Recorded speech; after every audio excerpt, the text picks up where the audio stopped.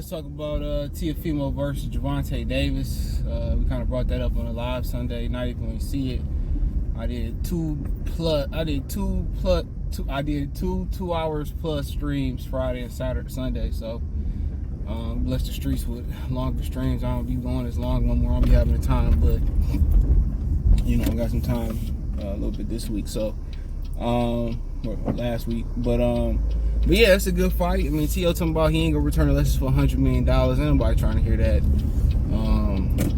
You know, him and Floyd Mayweather even said he wanted to see Gervonta Davis versus Teofimo Lopez. So that's a good one. I think Tank. I mean, one thing about that fight that stands out to me. One thing about that fight that stands out to me is that Teofimo Lopez and Tank Davis don't throw a lot of punches. So that don't necessarily mean it's going to be a boring fight. But what that does tell me is when lightning strike, it's going to strike. And it's going to be about who going to make the most of their punches. Who going to make their punches count and who can take the punching power. T.O. showed he could be slick, showed he can box. But in my opinion, I think Tank might have better feet. You know, they both like to pace each other. I just think it's going to come down to, can T.O. counter Tank Davis? Can Tank Davis, get multiple punches off on T.O. and hurt T.O.? I mean, it's a real good fight, stylistically wise. Because when they do throw punches, you know what I'm saying? It's going, like I said, it's going to be like when lightning strike. What Floyd said about Troy Gotti, we all know thunder make noise when lightning strikes. So I think it's just going to be an explosive battle. If they do fight, it's a fight that make a lot of sense in my opinion. Ellerby and Espinosa can go around and talk about numbers and gay numbers, and they want to, and then try to sell us that they doing the best boxing possible. You're not. Is Teofimo delusional? Absolutely, but I think it's just part of his marketing and promotion. But that's a fight that gotta happen in my opinion. Should have happened at 35, but I think Tank might be. I think he might have many tools in the tool chest, but I think the difference is T.O. can box. T.O., I don't think he a great banger, but if you have to, he can bang, and lucky take a good shot. So if he can take the shot at Tank Davis and put it back on Tank Davis, I think T.O. can win that fight. Unless Tank, grow fangs and blow fire, then we're going to be in for a barn burner. We're going to be in for a real barn burner then. So, but yeah, I think it's a great fight. I think it's one of the best stylistic fight that they can make. Between all of them. Shakur, Devin, T.O., Tank, that's the most intriguing one to me. Because, both of them is capable of hurting each other. And to be honest, T.O. got the by far resume. I usually go with the more seasoned fighter, so I'm just banking on Tank's potential a little bit. But I definitely could see it being a people favoring T.O. or people saying it's a 50-50 pick 'em fight. I definitely could see that. No doubt in my mind. No doubt in my mind. I definitely could see that being the case. But yeah, it's going to be an explosion ready to happen. It's not going to be a lot of action until punches get thrown. Tank like to wait and counter. T.O. like to wait and counter. So who's going to get a little bit more antsy in the pants and try to go out there and get the other one? I think it'll be T.O. I think T.O. get a little bit antsier, get a little bit more aggressive, trying to hurt him. And it's going to be about Tank trying to hurt T.O. But they got to respect each other, though, in there. There's going to be a lot of respect in that fight. One thing about T.O., he take on all comers and challengers. So I think on his behalf, if the deal is satisfactory to what he agreed, for him to agree on, he'd take that fight in a heartbeat.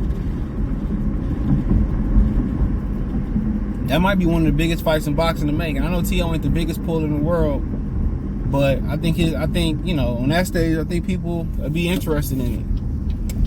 And when I say people, I'm talking about the casual fans. I know the hardcores would be interested in it. So that's a fight that I want to see. That's a fight that you should want to see, and the casuals and everybody, the ESPN top ranked fans, the PBC fans. Casual fans. I mean, that's a good fight. You ain't gonna be no Hagler Hearns as far as volume, but as far as punches landed and putting it on somebody and seeing guys fight through fatigue and go fight with attrition, that's the fight. Seeing guys who got to dig deep, strap their nuts on, that's that fight. That's the fight that you want to see. You know. So that's my opinion on it. But I don't know. I just favor Tank. But I wouldn't be surprised if T.O. won that fight. Not one bit. Because every time you count that kid out, they get better. And his dad was saying before the fight that he, had his son going out there trying to bang with people when he should have had his son going out there trying to box. And that's true. You got to mix in the, when he bang and when he don't bang. You got to mix that in. So, and he ain't as comfortable going out there banging. He more comfortable when he can sit back and counter punch. He did exactly what he had to do against Josh Taylor. Let his speed, his counter punch would be on display. And that's what won him the fight. I don't know why Walmart exploded banging like this and it's in the afternoon. Like, Jesus Christ, bro. But yeah, that's what he gonna have to do in my opinion. Might have to stop and start, but yeah, man, that's gonna be one of the best fights to make. T.O. got the resume, Tank got the clout. So, and Tank need validity. And I don't think there's a fighter 25 and under that's more valid than Teofimo Lopez right now. So, I mean, they both help each other. Everybody, PBC want to be talking about numbers. But in order to be a pay-per-view star, you got to fight somebody. Even Canelo can't fight nobody and do the numbers that they paying him to do, regardless. You got to fight somebody. That's what makes an event so good. Okay, yeah, you can have all the fans. People buying your tickets, but you need somebody to validate you as a real fighter. And Tank ain't valid as a real fighter. Beating Ryan Garcia don't validate him in nothing. They can put him on a pound for pound list because they caught up in the hype. And that's what the promoter's supposed to do. They supposed to create an illusion that he a star. But at some day when it's time to punch, you got to punch that gas and see what that Ferrari can do. You're going to drive around doing 50 and 65 freeway speed and highway limits. Don't you really want to see if even if it's a couple times, don't you really want to see what he can do or open it up?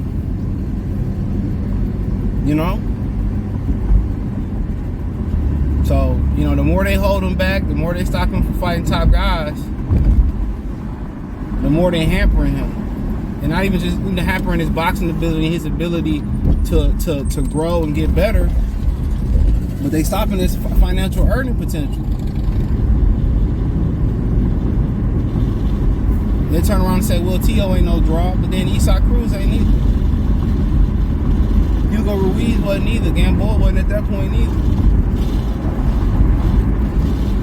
He need a guy like T.O. just as much as T.O. need him, if not more.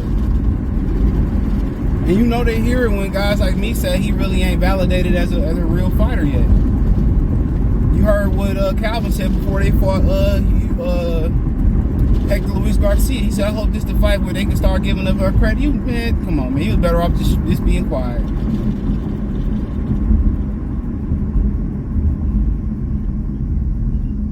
You was better off just being quiet. You looking for validation, fighting guys that's not gonna validate you. And you hear Earl Smith something about, it's a bunch, 90% of the guys in the Hall of Fame is pro. But the thing about it is, they don't die broke because they ain't making no money. They die broke because they didn't know how to invest and manage their money. But everybody wants to be validated. Canelo had to fight Austin Trout. He had to fight Floyd, Yaroslav Lard, Golovkin to get validation, to be a pay-per-view star. Without those fights, he don't Cotto, it don't matter. He wasn't gonna be no star. he wasn't gonna be respected. Same thing at Floyd. He had to have certain fights. That Pacquiao fight validated his legacy. You know, everybody wants to talk about perfect timing in boxing. Ain't really no perfect time to really fight, because you never know when it's over with. You never know when your body didn't had enough. You don't never know when you overtrain. You know?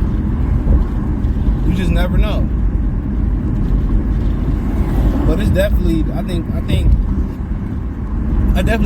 it's the best fight to make in boxing. You know, Crawford and Spence already made, Wilder and Joshua basically. I think it's the best fight to make in boxing. It's the best fight that makes the best sense in boxing. So let me know what you girls and guys think. Thumbs up the video, share the video, subscribe to the channel. Next subscribe button is the bell icon button. Hit all notifications. Appreciate it.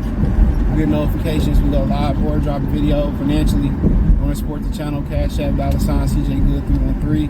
Venmo, CJ Good313. PayPal link in the description. Hit the link tree. Find me on Twitter, Instagram, Spotify, Anchor, Cash App, Venmo, PayPal, Apple Podcasts, Google Podcasts, the whole nine. Appreciate the love and support. Let me know in the comment section. Peace.